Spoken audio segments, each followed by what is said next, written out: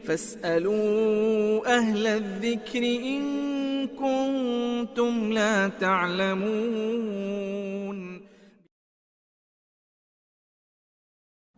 Ngakunya sih Salafi. Kalau menurut kita Wahabi lah. Karena yang paling sesuai memang Wahabi. Bukan Salafi. Karena mazhab itu biasanya nisbat kepada pendirinya. Dan Muhammad bin Abdul Wahab itu An-Najdi, bukan As-Salafi.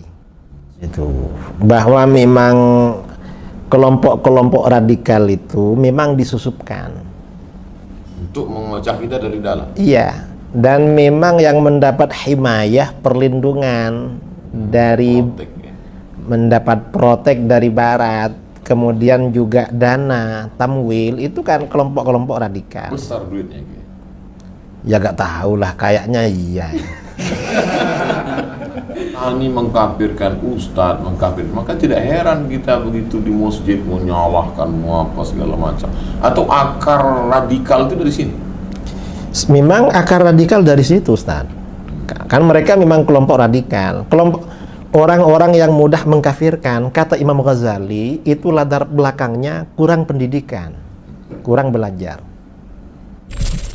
Untuk para dai, para ustadz yang nuduh bahwa Wahabi, Salafi itu teroris, membunuh banyak kaum muslimin. Ini benar atau tidak ini?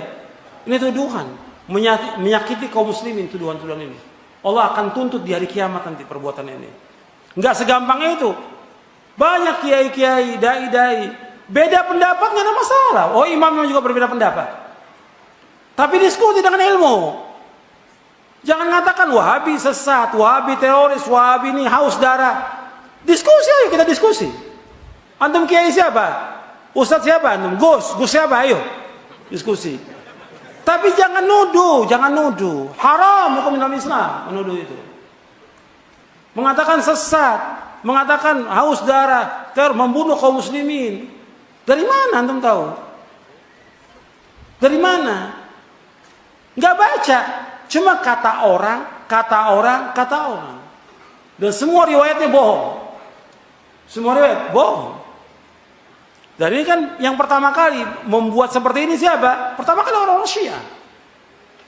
Yang pertama kali orang kafir. Kemudian tuduh lagi yang lain. Ya tentang mereka menuduh Wahabi. Kalau ditanya Wahabi siapa itu Wahabi? Muhammad bin Wahab. Kamu tahu Muhammad bin Wahab dakwanya dakwah tauhid, mengajak orang kepada kemurnian Islam, mengajak kepada Quran wa sunnah ala fahmi salaf, membersihkan umat supaya mereka memurnikan tauhid kepada Allah, menjauhkan syirik. Beliau ini seorang mujaddid, reformer abad ke-12. Dan juga kalau disebutkan pada Wahabi kepada dia, nggak cocok.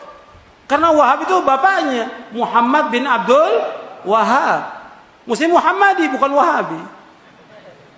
Cuma karena dulu ada firqah yang sesat, dulu pada abad kedua Hijriah ada firqah yang sesat yang bernama Abdul Wahab bin Abdurrahman bin Rustum. Dari mana? Dari Persia. Dari Persia. Dia tinggal di mana? Di Maroko.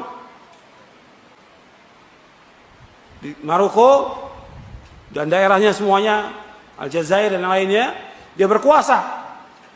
Warisan dari bapaknya. Dia mempunyai aliran sesat, Khawarij, Ibadiyah, membunuh kaum muslimin. Dan dia menalkan dari kaum muslimin, mengkafirkan orang-orang Islam yang berbuat dosa besar. Ini namanya Abdul Wahab bin Abdurrahman bin Rustum. Ini sesat. Dan udah nggak ada lagi ajarannya. Sering para ulama menyebut tentang kesesatannya dia. Nah, dia ketika abad ke-12 datang Syekh Muhammad mendakwakan dakwah tauhid, nah difitnah. Oh, ini sama, mau disematkan apa ini? Muhammad bin Abdul Wahab ini mendakwakan dakwah tauhid, menghancurkan kubur-kubur yang tinggi yang dibangun, melarang orang berbuat syirik, melarang orang berbuat bidah. Ini apa? Musuh nih. Sehingga para penjajah, orang-orang kafir dari Inggris, Perancis dan yang para penjajah itu, apa yang pas disematkan? Wahabi. dan gampang. Supaya orang lari dari dakwah ini. Jadi yang pertama kali setan membisikkan kepada orang-orang kafir. Orang kafir membisikkan lagi kepada siapa? Kepada tokoh-tokoh ahlul bidah ini yang menyesatkan. Apa? Pokoknya yang gampang, kalau ada orang yang mengajak orang kepada tauhid, melarang orang berbuat syirik, oh Wahabi. Mengajak orang kepada sunnah, melarang bidah, oh ini Wahabi. Ini tuduhan. Dan gak boleh seperti ini dalam Islam. Ini menyakiti hati kaum mukminin. Apalagi menuduh Syekh Muhammad Wahab, seorang mujaddid, orang soleh. Orang soleh. Antum bisa lihat dia orang baik, dipuji oleh para ulama seluruh dunia. Dan juga bagaimana dia dari buku-bukunya antum bisa tahu bagaimana kehidupannya dia, bagaimana ilmunya, bagaimana dakwahnya. Jadi ini menyakiti yang seperti ini. Maksudnya orang Islam nggak seperti itu. Kita lihat mereka nggak mampu untuk diskusi, nggak mampu untuk adu hujjah. Yang ada apa? Celaan. Sama seperti orang-orang kafir dulu. Orang kafir ketika Nabi mendakwakan dakwah tauhid nggak mampu untuk mengatakan jangan hati-hati kepada Nabi. Apa yang gampang? Orang gila, penyair, tukang sihir, supaya apa? Supaya orang jauh dari dakwahnya Nabi SAW. Sekarang yang gampang apa? Wahabi. Kalau ditanya Wahabi, emang nggak paham dia, suruh jelaskan. Kayaknya apa sih Wahabi, nggak tahu. Jadi ini tuduhan, dan tuduhan ini berat di dunia, berat di akhirat juga. Makanya di sini akan dituntut oleh Allah, dan ini kebohongan. Dia akan memikul apa? Kebohongan dan dosa yang nyata sampai hari kiamat.